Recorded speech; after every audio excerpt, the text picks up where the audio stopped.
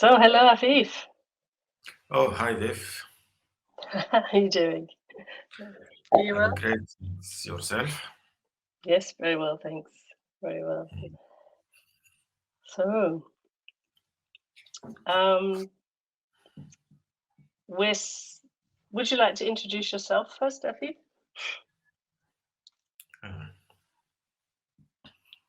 Uh, my name is Afeif Ismail. I'm originally from Sudan. I arrived with my family into Australia in 2003. I'm a published poet and produced playwright uh, in my language, which is Arabic. I published 8 books, and between the translation and the transcreation, 7 books. Some of my plays uh, premiered in WA, Perth, and different theaters venue. And I participate widely before the era of coronavirus on a stage gathering around all the globe from 2012 until 2018. Each year, I'm in one of those gatherings. Uh, to you, Viv. Thanks, Afeif. Hi, I'm Vivienne Glance. I was originally from the UK and I moved over here to Perth in Australia, where I met Afeif. I'm a playwright and a poet and also a performer. Um, and I've had my work, my plays produced here in Australia and overseas in the UK and uh, various other places.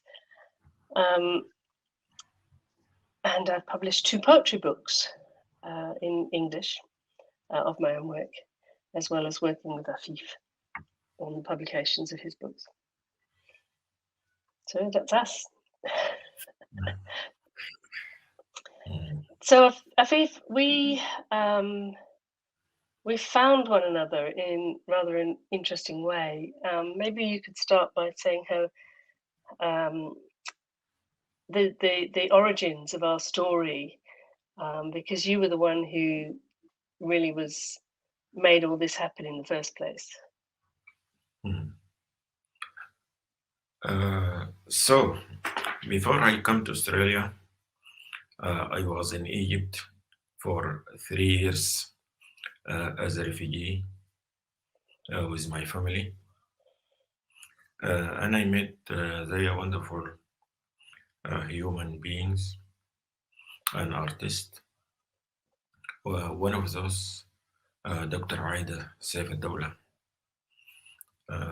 In my last year in Egypt, I did ask her uh, to trans to translate my book, The Bit of the Argyle, into English, because I said to her, definitely I'm going to be in one of the English speaker country. I need one of my books to be ready with me. And she did in a few months. When I arrived into Australia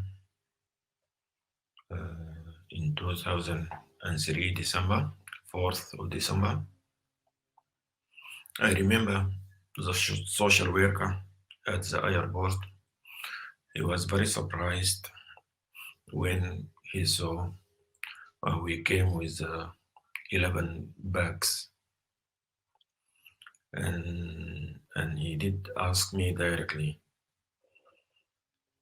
uh, in the orientation in Cairo. No one told you You can find everything here. You don't need to bring all these bags with you. I said to him, what I'm bringing, I can't find it here at all.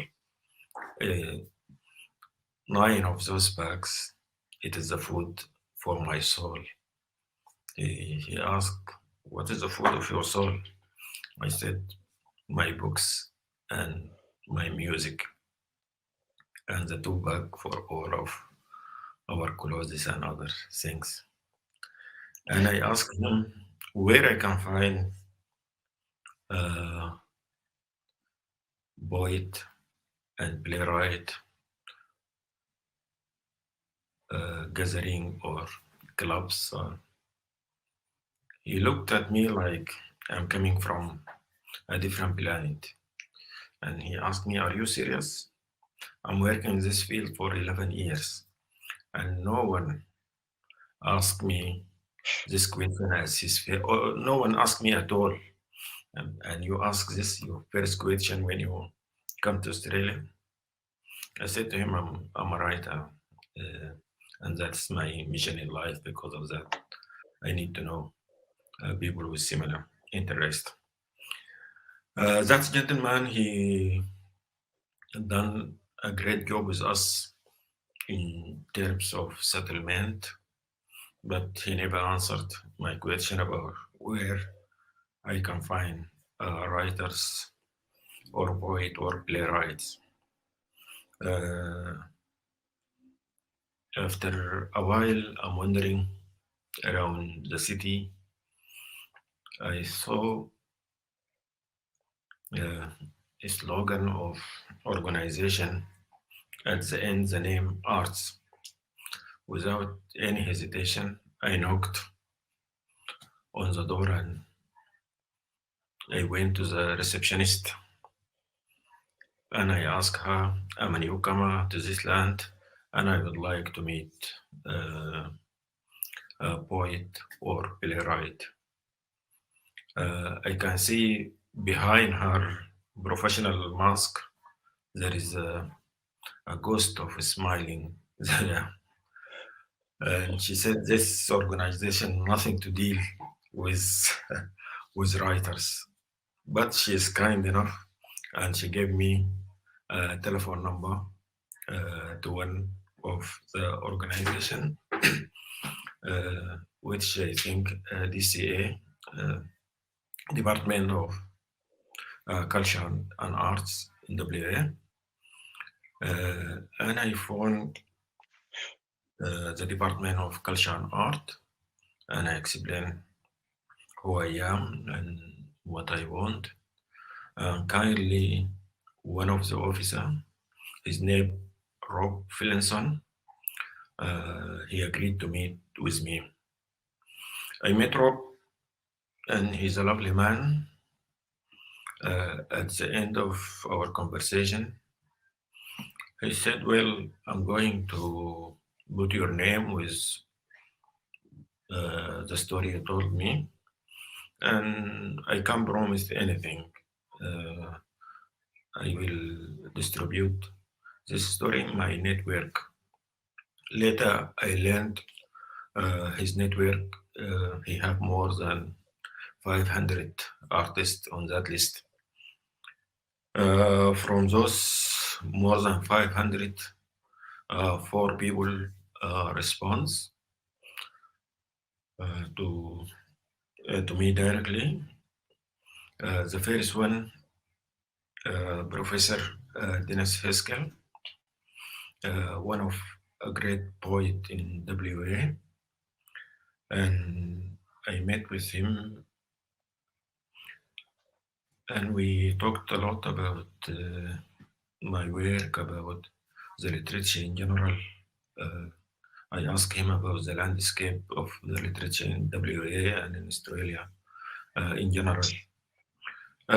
He gave me a great advice, but unfortunately, he was leaving in the same months to work at that time in USA for 1 year. The second one is the musician and poet Ross Bollington. and he's a lovely and great man as well. From the first meeting, something between us clicked, and we opened to each other. Uh,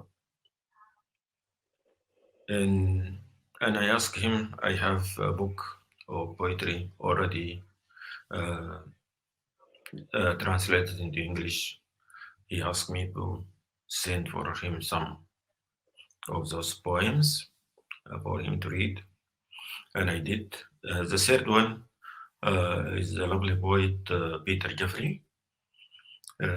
Peter Jeffrey at that time he's in 70s. I'm a grandma boy. I grow with my grandparent. I love people in that age. I connected with him very quick, and and he's a great man, and he worked with multicultural for a long time. After a few weeks, I received call from Ross Politer, and he asked me if I like to participate in a reading. Uh, Without any hesitation, I said absolutely. But I'm afraid I'm a newcomer. I'm still learning uh, how the Australians speak English. They have their own accent, and I'm afraid if I'm going to read my poetry, I will be misunderstood. I said, okay, I'm going to ask one of our friend, an actress and poet and playwright. Her name Vivienne Glance, and that is the first time I heard this name. Uh, from that day, this name become one of the important human being near to my soul, near to my creation, and we work together now for nearly 20 years. We went and we have done the reading. I read in my uh, language, which is Arabic, and Vivian, with her majestic and charismatic voice, she read the transcreation, the translation of the work. At the end of the session, I did ask her if she willing in the future, if I got any invitation to read with me without any hesitation. She said yes, absolutely, and she gave me her contact detail to you, Viv. Yes, thanks, Afeif. Yes, I remember that event very well. That was back in 2004, Wow, in a yeah. small cafe poetry reading event that was put on by a group called Out of the Asylum Writers. Um, and I remember my first meeting with you. This very tall, charismatic man walked in, um, and when you started reading your poetry, the room just was spellbound, because obviously from your culture the tradition of poetry as a performance work is far stronger perhaps than in Australia, and it was such a joy to watch you reading and to hear your voice, that when it came the turn to read the English version, in a way I think I just felt I had to bring myself up to that level to perform the work, to do it justice in English in the way that you had. So I've learned a huge amount about presenting work as a reading as well through our long association. Um, the next thing I suppose is that, moving on from the performance of your existing work that had been translated into English, was the transcreation, and that kind of came about quite organically, I think. It was a situation where uh, I suppose as a native English speaker, I wanted to kind of tweak one or two little sentences in the translation that Dr. Eidels, although had done. And then I think you approached me and said you had so many other poems in Arabic, and I said I don't speak Arabic, so how are we going to work this out? Because we want more of your poetry. It's so great. Now we're talking about 2004, and back in that time, there wasn't necessarily Google Translate that was any good anyway. And I remember you had a really battered old Arabic to English, English to Arabic dictionary that you brought with you, and also one of these little small, about the size of a calculator, translators. And it took a long time to type in, and then it would give you a stream of options of words that potentially could change in Arabic. So we kind of muddled our way through with very low tech ways of working through the poetry. And I think that from that point on, it was a way of finding learning as we went to make sure that the poetry was what Afeif wanted it to be in another language. And we found that language is very slippery, language is tricky, language can just small ways, language can turn something that you mean into something that you don't mean if you're not very careful. And I think that brings us on to this term, transcreation. Afeif, do you want to give your understanding of the word transcreation? Go ahead, and I will. All right. Transcreation is it's a reworking of a literal translation, so something that's been done quite coldly, into a work that represents the original author's intention, and it's always done in collaboration with the original author. I think that's a really important point to say, that I will never do anything without Afeif being there. And together we come up with what is the closest way that Afeif wants this poem represented in English. It's also something that goes a little bit beyond just the work.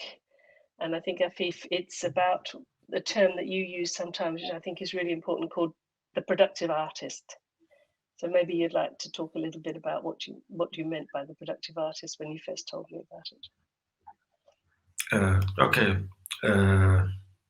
Before I come to Australia from Sudan, I used to write articles about literature in our newspaper. And I came with that term, the productive artist. The productive artist, in a few words, the artist is not only busy with doing his creative work, but he can give a hand to other artists in his generation, or the young ones, or people with similar interest to discover new venues together and share their knowledge and the experience without limit. That is a productive artist, and I found Vivienne Glance one of the true productive artists in Australia. With the Transcreation,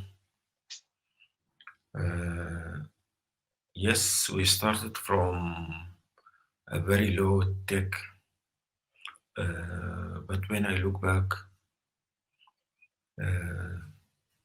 16 years back, I realized something, that is low tech allow us to develop or to discover ourselves, Vivian and I, as a human being, and how our soul connected and how our brain functioning when we're working together. And that is later in the transcreation help a lot. And when the technology advance, the process become easier than before. But it is from that core connection. Yes, that's a really interesting point that you made there. I hadn't really considered that, but yes, we had to potentially work a lot harder when we first met because partly you hadn't been speaking English for as many years as you have now, and and also um, as we said, the technology. But I do remember many times uh, dancing around miming things to try and work out what we were trying to say to one another, and drawing sort of stick figures and drawings, and sort of even going on to YouTube and looking at trying to find things on YouTube that shows pictures of a particular plant or an animal or something that you were referencing. So it would sometimes take us maybe an hour to do a verse or something. It was quite a slow Yes, or process, but it was really enjoyable. Yeah, mm, yeah. mm, And it was with poetry, especially. I think it's important. I mean, with plays, it's slightly different, and obviously, with Asatosh being a performance organization. Um, but I think it was important for us to do this first with poetry because it enabled us to really understand the richness of language on offer. So when you come to something which is, I mean, your plays have a lot of poetry in them, I must say, but the more prosaic way, the more dialogue based work. Um, but by the time we started working together on a play, we'd already kind of become quite competent at transcreation, I think, by then. mm, Um, well, what do you think were our challenge? We've mentioned the sort of language things, but what other challenges do you think we faced, Afeif? Do you? mm. Uh, as you mentioned, we start from the hard to easy. Mm, The hardest things in the beginning, the cultural reference, especially in poetry. mm, How to get that right? How we can stay true to the original without westernize the poem. And to do that with the limited resources, it is not easy process. But as we both of us are creative, we used any tools we can find around us, from drawing to miming to dancing to anything can bring the meaning alive. That's one of the first and hard challenges in the beginning. mm. I think there's Mm, also other challenges as well in as you said, you sort of touched upon it there a little bit, that expectation that we would be writing for an Australian audience and making it easy for them to understand. And I think one of the things that is quite distinctive about your work is that you have very much stayed true to the intention of your work in basing it very strongly in your culture and in your homeland often, especially in the plays. And I think that's something that's a bit of a challenge for Australian audiences. Other countries do this. I know that um, there's strong traditions in other countries where taking plays from other cultures and setting them within that country and within that culture is not considered strange at all. But in Australia, that is quite a challenge, I think. We don't often see that. Um, the other thing also is more of the technical side of getting your work out there. I remember um, the the whole kind of landscape of getting grants or interacting with established theatre companies is quite tricky to start with for newcomers. And I even found myself as a migrant myself, I found it quite tricky to network my way into the industry, so to speak, even without the challenge of language. So I think what was really interesting too was the way we kind of forged a path, and I hope many others have been able to follow, that opened up that for people to and also opened the minds of maybe some of the administrators in the arts sector to thinking differently about the challenges of new arrivals and artists from other cultures, and the way that there isn't a one size fits all, and there needs to be flexibility and acceptance and inclusivity. Maybe any other challenges you can think of, Afeif? The other challenges, and it is ongoing until now, it is about the expectation as well. Uh, Most of the how I put this, there is in Australia there is many labels. One of those labels is there is a box called refugees, and label called refugees, and even according the United Nations, I was a refugee when I was in Egypt. The first day in Australia, I became a permanent resident, and after 2 years, I became a citizen. But until now, wherever I go to present my work, people will expect uh, to hear stories about refugees' journey, like that label to scar you for life. Yes, I'm proud I'm part of that, and this played a huge role in my life. But beside the refugees, I'm a human being and I have a life before I become refugees, and I have written more than I have written now after I came to Australia. And I wrote about topics from birth to death and anything in between. And the refugees journey, it's just a small part. Believe me, it is the easiest way to write stories about refugees. It is not that hard.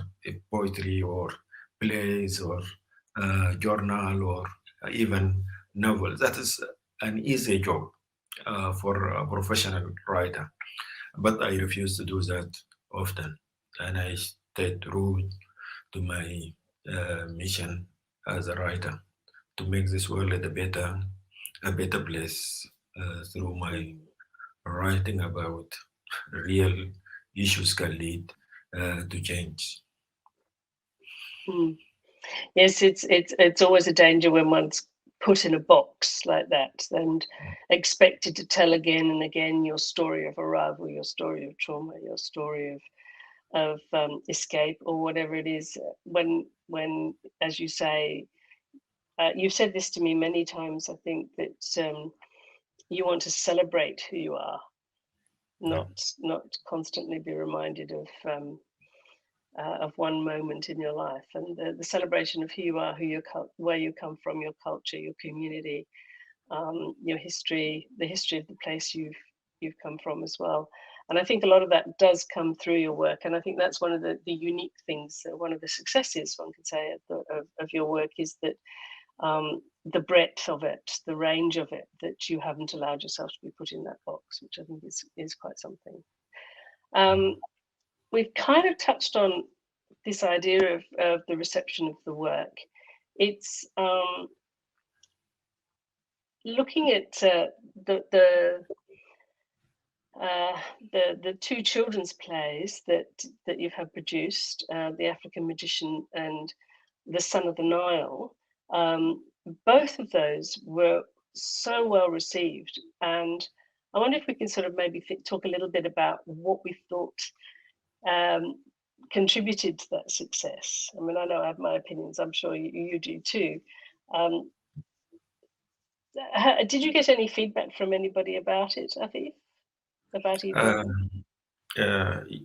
For the media, there is a huge feedback and in person as well. And I think this will return us to our previous topic as well, the expectation. Most of people come to the theater and they expect to hear a story about refugees. But children are children around all the world. They play and they being silly and they have a lovely time and there is a wisdom from their elderly there as an African theater. And they found something totally different, but in the same time is enjoyable. For that shock, it create good intention to the work. I think the two plays they have the similar things. Especially the second one, the son of the Nile, and I realized with the cast in that play I played one of the role. I've been along Yes. a long time with with the actors as well, uh, and I realized uh, how they look to the work from inside and try to navigate around it and to see their joy when they been reincarnate the characters and become an African children. And on the stage, normally each one is compete with another to give the best is a huge cast, and that is something rare in Australia to find a big cast like that. And I was lucky to find that cast, and they did a great job with the play, and it's well received. And lots of family approached me, and whenever I go to that area where we present the play, I I found people until now come and ask me and remember the Son of the Nile and ask about what my next play. Well, you have to get writing. I It's have to good get trouble, anyway. a producer first. Yes, that's true. Well, look, maybe that's a good point now to because it's obviously through the work that you did, the presentations of Son of the Nile and the African Magician that got you involved in Assatage. And out of this, we applied for one of the grants that Assatage was presenting to transfer our understanding of transcreation and our practice into videos so that we could start sharing that with others, so that there may be these types of collaborations that can start across the world where recent arrivals or newly arrived writers and artists or playwrights can team up with another playwright and to get their work out, so that basically they don't lose their craft, because that does happen quite often, that the stresses of settlement and the stresses of finding an income and working can be very hard, and a lot of artists who arrive here may step away from that, from their creativity. So hopefully through this transcreation, we've come up with 3 videos, and the first one is basically an introduction into what transcreation is, and these are available on the Assatage website, or they will be soon, I think. And the other one is actually how we do it, so it's a sort of more of a practice-led one that shows us the things that we spoke about just now, about working through line by line, trying to find the exact meaning or the correct meaning for that particular sentence. And then the final one is by way of celebrating the outcomes of the work and showing that this is actually something that does give results. It is something that has managed to showcase Afeif's work in quite a strong way across Australia and further afield, so that by commitment to the process of transcreation, there are some really valuable additions to the cultural life of the place where we live. Do you want to add anything more on the videos, Afeif? I'm looking for the chat place to send. Yes, I did send the link for those 3 videos. There you go. It's in the chat box. Sometimes with this a new process, it needs a support. We are lucky, Vivienne and I. I remember, I think in early 2006, Viv introduced me to Jeremy Rice. He was the artistic director of Barking Theatre Company at that time. And Jeremy, he is one of the true artists believe in multiculturalism. And he's the first one acknowledge the process of the transcreation and commissioned myself and Vivienne to write the African Magician. And the African Magician, it did premiere in WS Theatre and different venue and toured around lots of cities and towns in Western Australia. And also the African Magician, it was the first step out of Australia.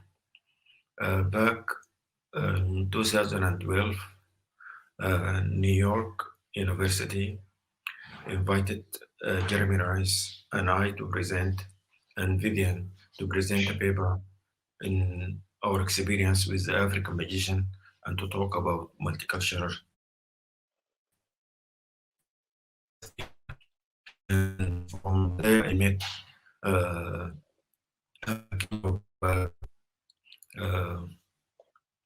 Kennedy Center, and from Asataj as well.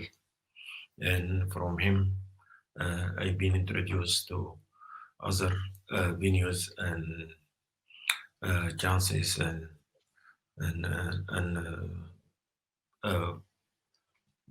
lots of events around the world. And I think that's the first acknowledgement from Jeremy Rice. It was the first or the second seed after our work, Viv and I.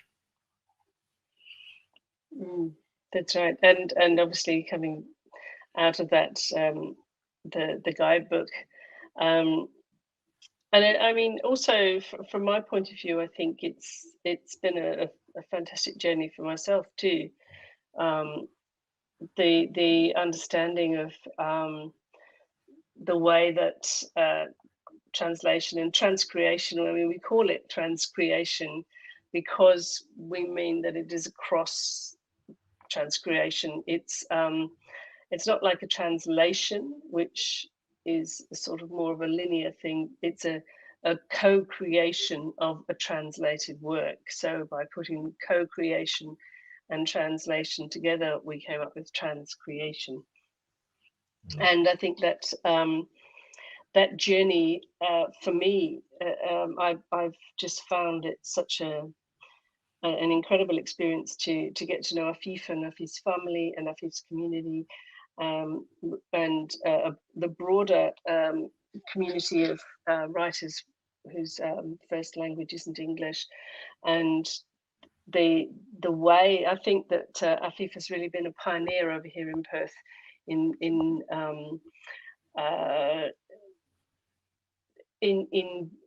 bringing a multitude of voices onto the stage and into poetry. It's been a really wonderful journey to watch that transformation of us, this Australian community here, through Afeif's work and Afeif's efforts. And in the future, I hope that that many more people will bring the idea of transcreation into their practice, and find other people who they can assist as a productive artist to be able to continue their creativity, and overcome the barriers that they might be facing. So yeah, I think that's my hope for the future. What's yours, Afeif? It is similar. There is a lots of artists, as I say always, they walking like a shadow in a dark among us, without anyone realize those people are a rare, a rough gem. It need a little polishing to shine. One of the polishing, it is the language, how we can support them. And Viv and I, we invented this process of the transcreation. We hope other can pick this practice and support a newcomer to the land. That will add a lot to the diversity, and will add also multiple dimension to multiculturalism in Australia. I think let us return to the roots and to do some readings where everything started. That's right. Uh, Okay. My light just went out, so I'm going to try and get some more light on my face. I look very dark. So, what would you like to start with, Afeif? I will start with an accident.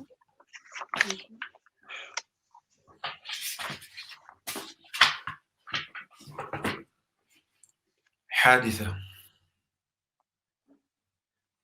حين أفاق الحوثي تمتم هامسا حمدا حمدا حمدا حمدا لعناية الإله العالي الذي سحق ذراعي ولم يصب بأذى حصاني. An accident. When the coachman woke up, he whispered, "Thank you, Lord, thank you for fracturing my arms and saving my horse." ضجر. عاد موظف الاستقبال تعبا تعبا. عاد موظف الاستقبال. عاد موظف الاستقبال تعبا فعلق ابتسامته على المشجب ونام. Tedium. The receptionist returns home tired. He hangs up his smile and he sleeps. أسطورة شطرنجية. تحرك الرخ الجسور ليقول كش ملك. انتبه بيضغ اللعين وسار خطوة إلى الأمام ليحمي تاج الملك المهووس. تقافز من هناك حصان رشيق وبقفزة أخرى يكون كشا مزدوجا ويقتل الوزير. فما كان من القلعة إلا أن حوت الخطر الوشيك بالتبييت داخل حصنها المنيع وبقيت متراسا على الطريق. تراجع الحشد المهزوم عن الأسوار يحسو المرارة على ضياع الحصار. أصوات أبواق من القلعة تتعالى تعلن الهجوم. هنا صمتت شهرزاد لقد. Chess myth. The bravest bishop moved and said, "Your king is in check." The damned pawn walks one step forward to protect the crown of the namby-pamby king. The spiritual horse jumps from nowhere. With another jump, he will make a double check, and the queen is doomed. At that point, by casting within its fortifications, the castle averts the coming danger and stands a barricade in the way. The frustrated army retreat behind walls. They swallow the bitterness of the lost siege. The bugles' high voices come from the castle, announce an attack. At that moment, Scheherazade stops telling her tale. It is time for sleeping. Nightmare. كابوس. استيقظ مبللا بالذعر والذهول، كأنه رأى مسخا عملاقا بأظلاف غليظة، حدق بعينين فارغتين وبفك جاحظ، دار برأسه سريعا كمروحة كهربائية في جميع الاتجاهات. حين تأكد من سلامة مفاصله رفع الهيكل العظمي أصابعه المرتعشة إلى السماء. الحمد لله، الحمد لله، الحمد لله، لقد حلمت بأنني ما زلت حيا. Nightmare. He woke up, soaked in fear and stupor, as if he had seen a giant monster with thick claws. He gazed with hollow eyes, with a protruding jaw. He turned his head rapidly in all directions like an electric fan. When he was assured that his joints were whole, the skeleton raised his trembling fingers to the sky. Thank God. Thank God. I dreamt I was still alive.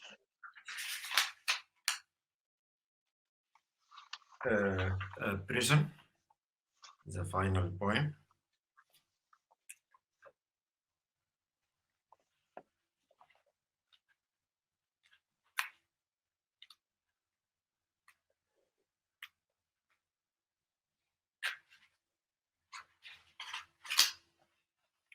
قال السجان: أتريد شيئا؟ الآن تنتهي نوبتي. ما أسعدك، سوف تعود إلى زوجتك وأطفالك. أنت أكثر حرية مني. غدا أو بعد غد تخرج من هنا وتكتب عني قصائد وقصص وذكريات، أما أنا فأحمل معي كل يوم سجني إلى بيتي. Prison. The jailer said, "My shift will end now. Do you need anything?" "Oh, what a lucky man you are. You will go back to your wife and children." "You are freer than I am. Tomorrow or after tomorrow, you will get out of here, and you will write poetry, stories, and memories about me. As for me, every day I take it home with me, this prison." I will read the final poem in English. Osamba or Osama.